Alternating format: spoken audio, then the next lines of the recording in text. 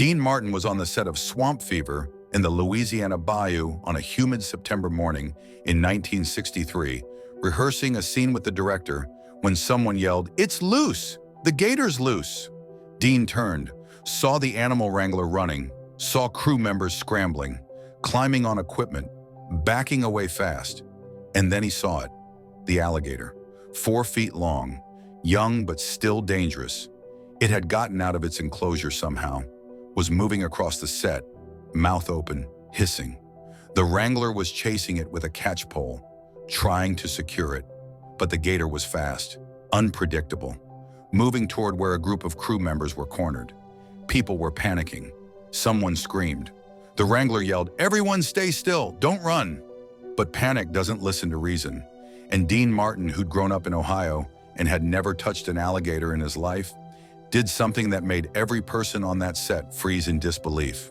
He walked straight toward the gator. What happened in the next 5 minutes proved that Dean Martin's connection with animals went beyond dogs and cats and snakes. That somehow, impossibly, Dean understood creatures that most people feared. And that calm, not panic, was the language all animals spoke. It was September 18th, 1963, Louisiana Bayou, about 30 miles outside New Orleans. The production of Swamp Fever was in its second week. Low-budget film, B-movie. Dean needed the work. The script was terrible, but the pay was decent. The setting was real, though. Actual swamp, real bayou, humidity so thick you could drink it, mosquitoes, snakes, and alligators. Lots of alligators.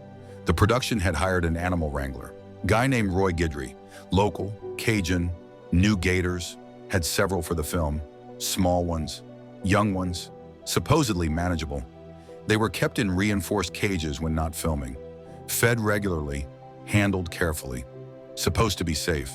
They were setting up for a scene.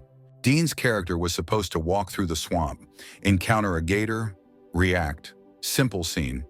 They'd brought one of the smaller gators out, maybe 4 feet, about 30 pounds, young, but still an alligator, still had those jaws, those teeth, still wild. Roy had it secured, on a lead, like a leash, under control. They were going to film the gator first, get reaction shots, then film Dean separately, composite them later, standard practice. Never have the actor and the dangerous animal in the same frame if you can avoid it. But something went wrong. Maybe the lead wasn't secured properly. Maybe the gator pulled harder than expected. Maybe Roy's grip slipped. Whatever it was, the gator got loose. The lead came free. And suddenly there was a young alligator loose on a film set with 50 people. Roy reacted immediately, grabbed his catch pole, long pole with a loop on the end, used to secure gators safely, started moving toward the animal. "Everyone freeze, don't move, gators respond to movement." But people don't freeze when they see an alligator running at them. They panic. That's human instinct, fight or flight. And most people choose flight when faced with a reptile that's been evolutionarily perfect for 200 million years. And that's exactly what happened. Crew members scattered. Chaos. Complete chaos. Some climbed on equipment, cameras on dollies, light stands, anything to get off the ground. Others backed into corners, against walls, trees, anywhere, trying to get away. A production assistant tripped, fell, scrambled back up, ran. The sound guy threw his boom pole and ran. The script supervisor dropped her notes, papers scattering everywhere. Nobody cared. The gator wasn't chasing anyone, wasn't being aggressive at all, just scared, confused, disoriented, in a strange place with strange smells and loud noises and way too many people. It was moving fast, that distinctive gator walk, side to side, legs moving in that prehistoric gait, erratic, unpredictable, looking for a way out, looking for water probably, safety. Its mouth was open. That's what scared people most. That mouth full of teeth, 80 teeth, sharp, conical, designed to grip and tear. The hissing, that sound, ancient, threatening, the prehistoric look of it, like something from before humans existed. Because it was. The gator was moving toward a group of crew members who'd backed into a corner. 3 guys, no escape route. The gator wasn't going after them specifically, just happened to be moving in that direction, but they were terrified. One guy picked up a board, ready to defend himself. Roy was trying to catch up, moving with the catch pole, but the gator was fast, zigzagging, hard to predict. "Don't hit it! You'll just make it aggressive." Dean was watching all this from about 20 feet away. He'd been standing with the director going over the scene. When the chaos started, the director had backed away. Gotten to safety, Dean just stood there, watching the gator, the panicked crew. Roy chasing with the pole. Dean saw what was about to happen. The gator was going to reach those cornered crew members. They were going to panic more. Try to hit it. The gator would defend itself. Someone would get hurt, maybe badly. Dean started walking toward the gator. Not fast, not slow, just walking. Steady, calm. Roy saw him. "Dean, stop! Don't approach it!" Dean didn't stop, didn't even look at Roy, just kept walking. He came up alongside the gator, about 5 feet away, parallel to it. The gator sensed him, stopped, turned its head toward Dean, mouth still open, hissing, defensive posture. Dean stopped walking, stood still, looked at the gator. The entire set went silent. Nobody moved. Nobody breathed. Everyone watching. This crazy actor standing 5 feet from a loose alligator. Dean spoke. His voice was quiet, calm. "Hey there, buddy. You're scared, aren't you? All these people. All this noise. You just want to go home." The gator watched him, head turned, eyes on Dean. Still defensive but not moving. Not advancing, just watching.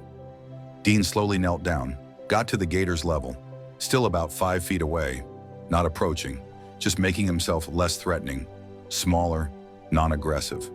I know, this is scary, but nobody's going to hurt you, I promise. We just need to get you somewhere safe, somewhere quiet." His voice was like velvet, soft, soothing, the same tone he'd used singing a ballad, but genuine, real, not performance, connection.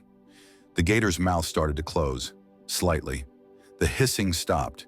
It was still watching Dean, but the defensive posture was easing. Dean stayed still, just talking. "That's it. Good boy. You're doing great. You're safe. Nobody here wants to hurt you." Roy was standing about 10 feet away, catch pole ready, but not moving, not wanting to spook the gator. The director whispered, "What the hell is he doing?" Dean very slowly extended his hand, not toward the gator, just forward, palm down, non-threatening. "See? Just a hand. Nothing scary. You probably smell all kinds of things on me. Dogs, cats, probably some fish I had for breakfast." The gator watched the hand, tilted its head slightly. That prehistoric brain processing. Dean moved his hand slightly closer, inch by inch. "That's it. Just checking me out. I'm not scary. Just another creature sharing space with you." Dean's hand was now about 2 feet from the gator's snout. The gator could have lunged, could have snapped, but it didn't. It watched, curious now, less defensive. Dean kept talking, kept his voice steady, calm. "You're a beautiful animal, you know that? Perfectly designed. Been around longer than humans. Survived dinosaurs, ice ages, everything. You're a survivor. Respect that." Then Dean did something that made Roy almost drop his pole. Dean slowly reached forward and touched the gator. Top of its head, gentle, just fingertips. The gator flinched, but didn't snap. Didn't move away, just flinched. Dean kept his hand there. "See? Not so bad. Just a touch. You're okay." He started slowly running his hand down the gator's head, down its snout, gentle strokes, like petting a dog. The gator's body language changed, relaxed. The tail that had been rigid went slack. The mouth closed completely.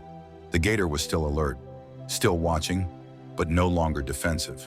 Dean looked at Roy. "Can you bring that cage over here?" "Slowly, no sudden movements."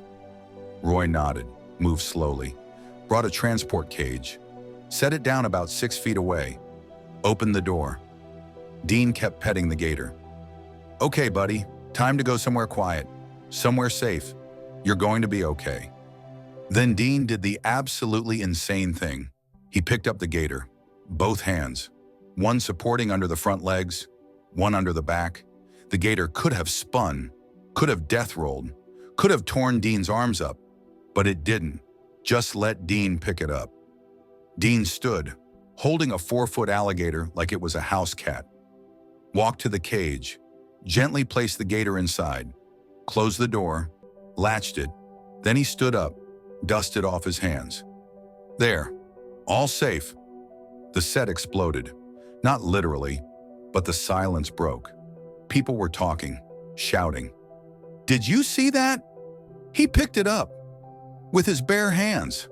Roy was staring at Dean like he was an alien.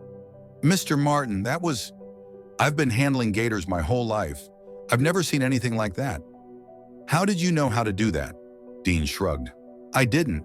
I just figured if I stayed calm, it would stay calm. Animals respond to energy. You come at them scared or aggressive, they respond scared or aggressive. You come at them calm, curious, respectful, they respond the same way. That gator wasn't mean, wasn't evil, wasn't trying to hurt anyone. It was scared, panicked, surrounded by loud creatures it didn't understand. It just needed someone to show it things were okay, that it was safe. I've seen it with dogs, with cats, with horses, hell, with that snake that bit me in Arizona. Same principle. Fear recognizes fear. Calm recognizes calm.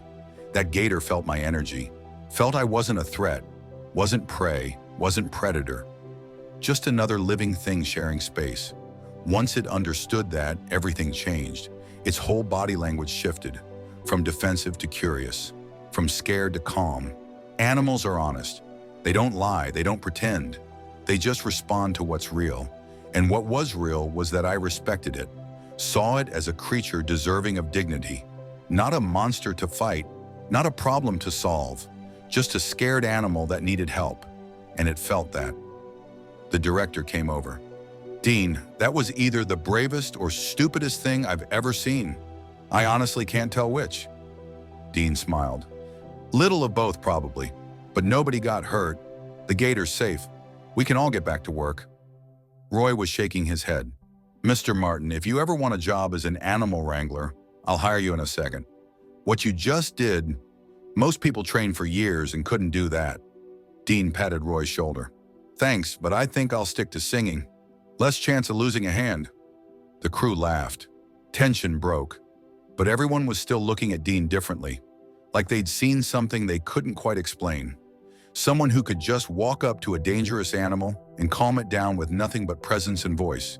It seemed impossible, but they'd all watched it happen. They finished filming that day. No more incidents. Roy made sure all the cages were triple-checked. The gator Dean had handled was fine, calm. Roy said later it was like the animal remembered Dean, would watch him when Dean was on set. Not defensive, just watching. I think that gator liked you, Roy told Dean. Dean smiled. I think we understood each other. Both of us just trying to do our job. Both of us wanting to stay safe. Once we established that, everything else was easy. Stories like this one deserve to be remembered. The moments when legends showed they understood fear from both sides. The calm shown when everyone else panicked. If you want to hear more stories about the people who shaped an era, the connection shown to creatures others feared, and the grace that made them legendary, this channel tells those stories. Because these aren't just tales about famous people. They're lessons about responding to fear with calm, to danger with respect, and to panic with presence. Years later, Roy Guidry told this story dozens of times, to other wranglers, to students, to anyone interested in animal behavior. He'd say, Dean Martin taught me something that day I'd never learned in all my years with gators, that the most powerful tool you have with a wild animal isn't a catch pole or a cage or strength. It's calm, pure calm. That gator sensed Dean had no fear, no aggression, just respect. And that changed everything. I've thought about that day every time I've approached a gator since. The footage from that day still exists. Someone kept the camera rolling. You can see it. Dean walking toward the gator, kneeling, talking, touching, picking it up. The whole thing. The production company wanted to cut it, thought it looked too dangerous, bad for insurance. But the director kept it. said it was the most remarkable piece of film he'd ever captured. Not because it was dramatic, but because it was impossible. And yet it happened. That's the Dean Martin story that should be told. Not just the cool persona, not just the music, but the man who walked toward a panicking alligator with nothing but calm voice and gentle hands. Who picked up a 4-foot gator like it was a puppy. Who taught a set full of professionals that animals aren't enemies to fight, they're creatures to understand. Dean Martin saw panic and met it with peace, saw fear and met it with respect. The set froze not because they were scared, but because they were watching something rare, something beautiful, a connection between human and animal that transcended species, that transcended fear. Dean Martin picked up that gator, and everyone watching realized they were seeing someone special. Not because he was famous, but because he was fearless in the right way. Not aggressive fearless, respectful fearless. The kind that understands danger, but chooses connection anyway. And that's why we remember his name.